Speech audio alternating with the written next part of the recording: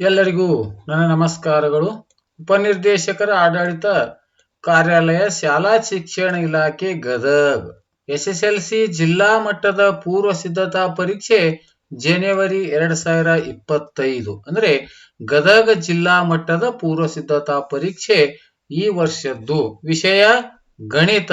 ಅಂಕಗಳು 80. ಸಮಯ 3 ಗಂಟೆ 15 ನಿಮಿಷಗಳು. ಈ ಒಂದು ಗದಗ ಜಿಲ್ಲೆಯ ಪ್ರಶ್ನೆ ಪತ್ರಿಕೆ ಜೊತೆಗೆ ಮೊದಲ 16 ಪ್ರಶ್ನೆಗಳಿಗೆ ನಾವು ಸಂಪೂರ್ಣವಾದಂತಹ ವಿವರಣೆಯೊಂದಿಗೆ ಉತ್ತರಗಳನ್ನು ನೋಡೋಣ. ಮತ್ತೆ ಈ ಒಂದು ಪ್ರಶ್ನೆ ಪತ್ರಿಕೆಯ PDF ಲಿಂಕ್ ಅನ್ನು ಕೂಡ ಈ ಒಂದು ವಿಡಿಯೋದ ಡಿಸ್ಕ್ರಿಪ್ಷನ್ ಬಾಕ್ಸ್ ನಲ್ಲಿ ಇರುತ್ತೆ ಅಂತ ಹೇಳುತ್ತಾ, ಈಗ ಪ್ರಶ್ನೆ ಪತ್ರಿಕೆ ಮತ್ತು ಸಂಪೂರ್ಣವಾದಂತಹ ಪ್ರಶ್ನೆ ಪತ್ರಿಕೆಯ ಜೊತೆಗೆ 16 ಪ್ರಶ್ನೆಗಳ ಉತ್ತರವನ್ನು ನೋಡ್ತಾ ಹೋಗೋಣ. ಈಗ ಒಂದನೇ ಪ್ರಶ್ನೆ, ಮೇನ್ ಫಸ್ಟ್ ಕ್ವಶನ್ ನಲ್ಲಿ ಫಸ್ಟ್ ಕ್ವಶನ್ 8 ಪ್ರಶ್ನೆಗಳು, ಪ್ರತಿಯೊಂದಕ್ಕೂ 1 ಅಂಕ, ಅಂದ್ರೆ ಒಟ್ಟು 8 ಅಂಕಗಳು. ಒಂದು ವೃತ್ತವನ್ನು 2 ಬಿಂದುಗಳಲ್ಲಿ ಛೇದಿಸುವ ಸರಳ ರೇಖೆ ಯಾವುದು ಅಂದ್ರೆ ಅದು ಎ ಆಪ್ಷನ್ ಛೇದಕ. 3 ಮತ್ತು 5ರ ಮಹತ್ತಮ ಸಾಮಾನ್ಯ ಅಪವರ್ತನ ಅಂದ್ರೆ ಎಷ್ಟು ಅಂದ್ರೆ ಅದು 1 ಅನ್ನುವಂತ ಉತ್ತರ. ಇನ್ನು ಮೂರನೇ ಪ್ರಶ್ನೆ, ಈ ಜೋಡಿ ರೇಖಾತ್ಮಕ ಸಮೀಕರಣಗಳಲ್ಲಿ a1/a2 b1/b2 c1/c2 ಆದಾಗ ಸಮೀಕರಣಗಳು ಹೊಂದಿರಬಹುದಾದ ಪರಿಹಾರಗಳ ಸಂಖ್ಯೆ. ಇವು ರೇಖೆಗಳು ಒಂದಕ್ಕೊಂದು ಐಕ್ಯವಾಗಿರುತ್ತವೆ, ಹೀಗಾಗಿ ಅಪರಿಮಿತವಾದಂತಹ ಪರಿಹಾರವನ್ನು ಹೊಂದಿರುತ್ತವೆ. ಮೂರನೇ ಪ್ರಶ್ನೆಗೆ ಡಿ ಇದು ಸರಿಯಾದಂತ ಉತ್ತರ.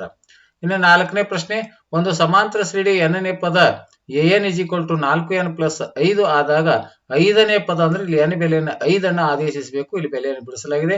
4 × n ಅಂದ್ರೆ 5 + 5, 4 ಇಲ್ಲಿ 20 + 5 ಅಂದ್ರೆ 25. ಸಿ ಆಪ್ಷನ್ ಸರಿಯಾದಂತ ಉತ್ತರ.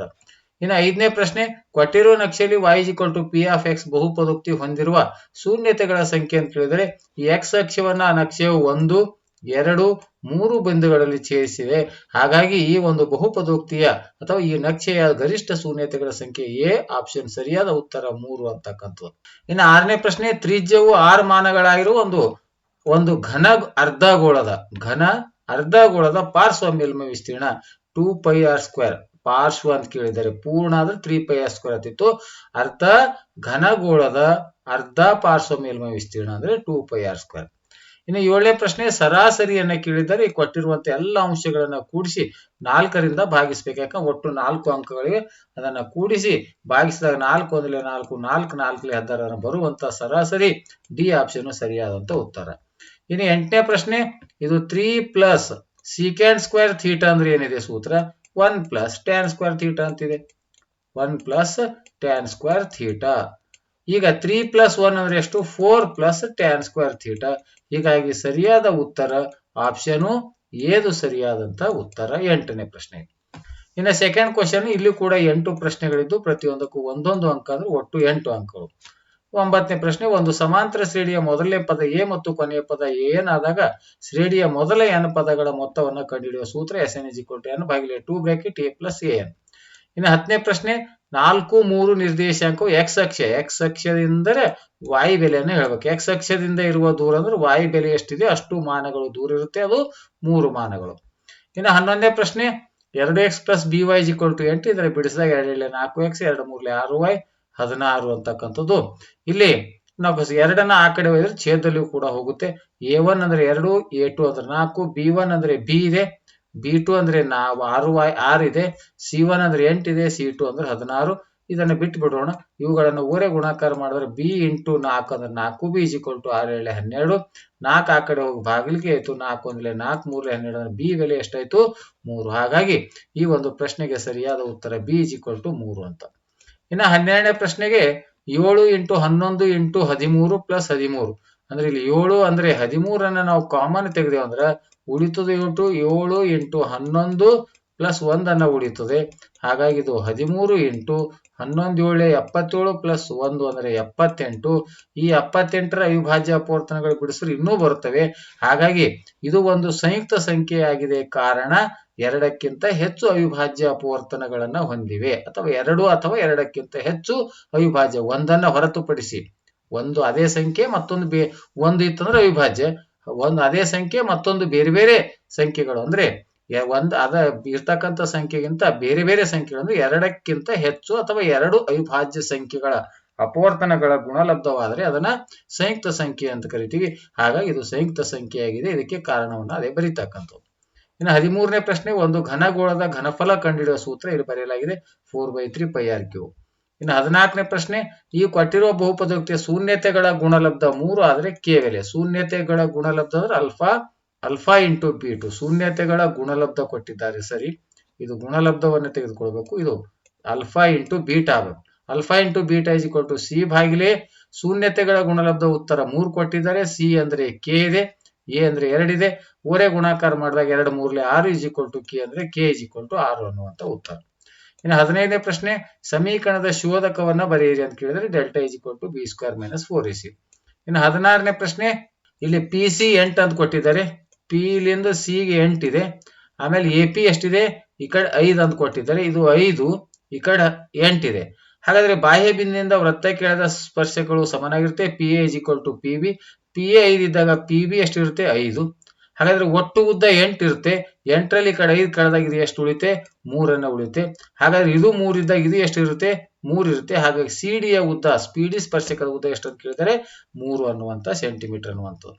ಇನ್ನು 3ನೇ ಪ್ರಶ್ನೆ, 8 ಅಂಕದ 8 ಪ್ರಶ್ನೆಗಳು 2 ಅಂಕದ ಒಟ್ಟು 16.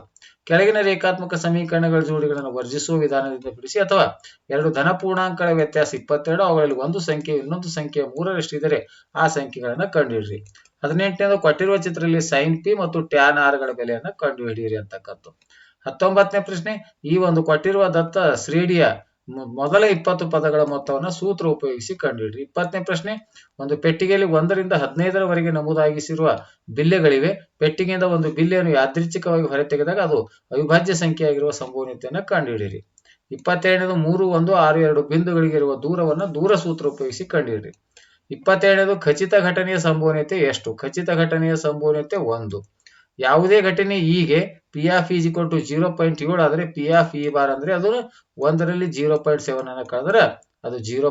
ಎಷ್ಟು ಬರುತ್ತೆ, 3 ಅನ್ನುವಂಥದ್ದು. 23ನೇದು ಸಮೀಕರಣಗಳ ಮೂಲಗಳನ್ನು ಅಪವರ್ತನ ವಿಧಾನದಿಂದ ಕಂಡುಹಿಡಿಯಿರಿ. ಅಥವಾ ಪ್ರಶ್ನೆ ಇದೆ, ಇಲ್ಲಿ ಶೋಧಕದ ಬೆಲೆ ಕಂಡುಹಿಡಿದು ಸಮೀಕರಣದ ಮೂಲಗಳ ಸ್ವಭಾವವನ್ನು ವಿವೇಚಿಸಿ ಅಂತ 2x² - 3x + 5 ಇದೆ. ಇನ್ನು 24ನೇ ಪ್ರಶ್ನೆ, ತ್ರಿಭುಜ ಎಬಿಸಿಯಲ್ಲಿ ಡಿ ಮತ್ತು ಬಿಸಿ ಸಮಾಂತರವಾಗಿದೆ. ಎಡಿ is equal to 5, B D is equal to 7, U C is equal to 18 ಆದ್ರೆ ಎಇಯ ಉದ್ದವನ್ನ ಕಂಡುಹಿಡಿಯಿರಿ ಅಂತ ಪ್ರಶ್ನೆ ಇದೆ. ಇನ್ನು 4ನೇ ಪ್ರಶ್ನೆ, 9 ಪ್ರಶ್ನೆಗಳು 3 ಅಂಕ ಪ್ರತಿಯೊಂದಕ್ಕೂ, ಅಂದ್ರೆ ಒಟ್ಟು 27 ಅಂಕ. ಈ 25ನೇ ಅಭಾಗಲಬ್ಧ ಸಂಖ್ಯೆ ಎಂದು ಸಾಧಿಸಿ.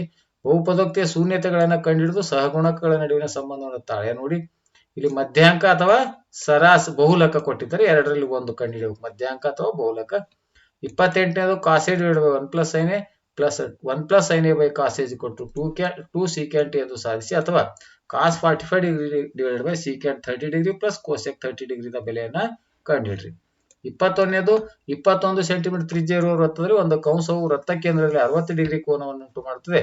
ಕಂಸದ ಉದ್ದ, ಕಂಸದಿಂದ ಉಂಟಾದ ತ್ರಿಜ್ಯಾಂತರ ಖಂಡದ ವಿಸ್ತೀರ್ಣವನ್ನು ಕಂಡುಹಿಡ್ರಿ. ಅಥವಾ ಪ್ರಶ್ನೆ ಇದೆ, ಇಲ್ಲಿ ಕೂಡ ಒಂದು ಗಡಿಯಾರದಲ್ಲಿ ನಿಮಿಷದ ಮುಳ್ಳಿನ ಉದ್ದ 14 ಸೆಂಟಿಮೀಟರ್ ಆಗಿದೆ. 5 ನಿಮಿಷದಲ್ಲಿ ಅದು ಕ್ರಮಿಸಿದ ವಿಸ್ತೀರ್ಣವನ್ನು ಕಂಡುಹಿಡ್ರಿ.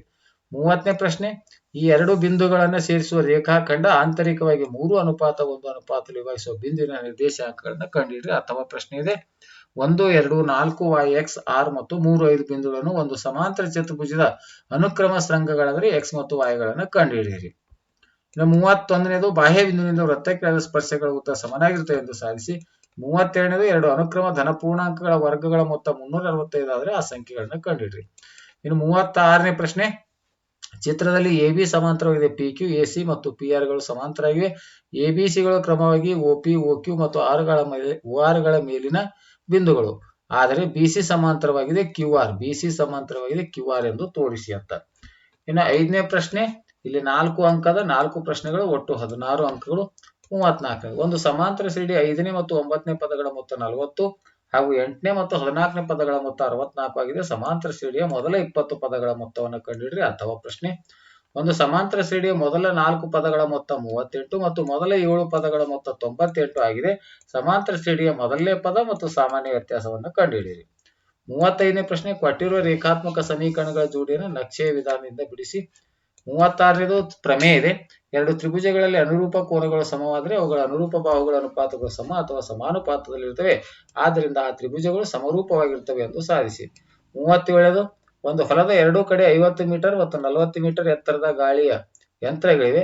ಆ 2 ಗಾಳಿ ಯಂತ್ರಗಳ ನಡುವೆ ನೆಲದ ಯಾವುದೋ ಒಂದು ಬಿಂದುವಿನಿಂದ ಒಬ್ಬ ವ್ಯಕ್ತಿಯು ಅವುಗಳ ತುದಿಗಳನ್ನು ವೀಕ್ಷಿಸುತ್ತಾನೆ. 2 ಸಂದರ್ಭಗಳಲ್ಲಿ ಉಂಟಾದ ಉಂಟಾದ ಉನ್ನತ ಕೋನವು 40 ಡಿಗ್ರಿಗೆ ಸಮವಾದರೆ ಗಾಳಿ ಯಂತ್ರಗಳ ನಡುವಿನ ದೂರವನ್ನ ಕಂಡುಹಿಡಿಯಿರಿ. ಇನ್ನ ಇಲ್ಲಿ ಚಿತ್ರ ಕೂಡ ಕೊಟ್ಟಿದ್ದಾರೆ.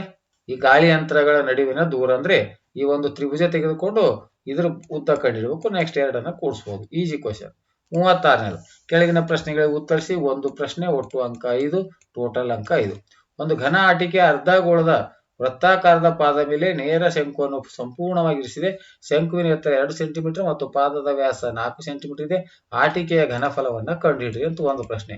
ಒಂದು ನೇರ ವೃತ್ತಪಾದ ಸಿಲಿಂಡರ್ ಆಟಿಕೆಯನ್ನು ಆವೃತ್ತಗೊಳಿಸಿದರೆ ಸಿಲಿಂಡರ್ನ ಮತ್ತು ಆಟಿಕೆ ಘನಫಲದ ನಡುವಿನ ವ್ಯತ್ಯಾಸ ಕಂಡುಹಿಡಿಯಿರಿ. ಚಿತ್ರ 12.14 ಗಮನಿಸಿ. ಪೈ ಬೆಲೆ 3.4 ಎಂದು ತೆಗೆದುಕೊಳ್ಳಿ ಅಂತ. ಆದ್ಮೇಲೆ ಈ ರೀತಿಯಾಗಿ ಈ ಒಂದು 10ನೇ ತರಗತಿ ಗಣಿತಕ್ಕೆ ಸಂಬಂಧಪಟ್ಟಿರುವಂತಹ ನಿರಂತರವಾದಂತಹ ಮಾದರಿ ಪ್ರಶ್ನೆ ಪತ್ರಿಕೆಗಳ ವಿಡಿಯೋವನ್ನು ಮಾಡ್ತಾ ಇದ್ದೀನಿ. ದಯವಿಟ್ಟು ಮೊದಲ 16 ಪ್ರಶ್ನೆಗಳಿಗೆ ನಾನು ಉತ್ತರವನ್ನು ನೀಡಿದ್ದೇನೆ, ಅವುಗಳನ್ನು ನೋಡ್ಕೊಳ್ಬಹುದು. ನಂತರದ ಪ್ರಶ್ನೆಗಳು ಕೂಡ ಪ್ರಶ್ನೆ ಪತ್ರಿಕೆಯನ್ನ ಈ ಒಂದು ವಿಡಿಯೋದ ಡಿಸ್ಕ್ರಿಪ್ಷನ್ ಬಾಕ್ಸ್ ನಲ್ಲಿ PDF ಲಿಂಕ್ ಅನ್ನು ಕೂಡ ಕೊಟ್ಟಿರ್ತೇನೆ. ಮತ್ತು ಏನಾದರೂ ಈ ಒಂದು ಪ್ರಶ್ನೆಗಳ ಬಗ್ಗೆ ಸಮಸ್ಯೆಗಳಿದ್ದು ಅಂದ್ರೆ ತಾವು ದಯವಿಟ್ಟು ಕಮೆಂಟ್ ಬಾಕ್ಸ್ ನಲ್ಲಿ ತಿಳಿಸಿ ಅಂತ ಹೇಳುತ್ತಾ ಈ ವಿಡಿಯೋ ನೋಡಿರೋ ತಮ್ಮೆಲ್ಲರಿಗೂ ನನ್ನ ನಮಸ್ಕಾರಗಳು.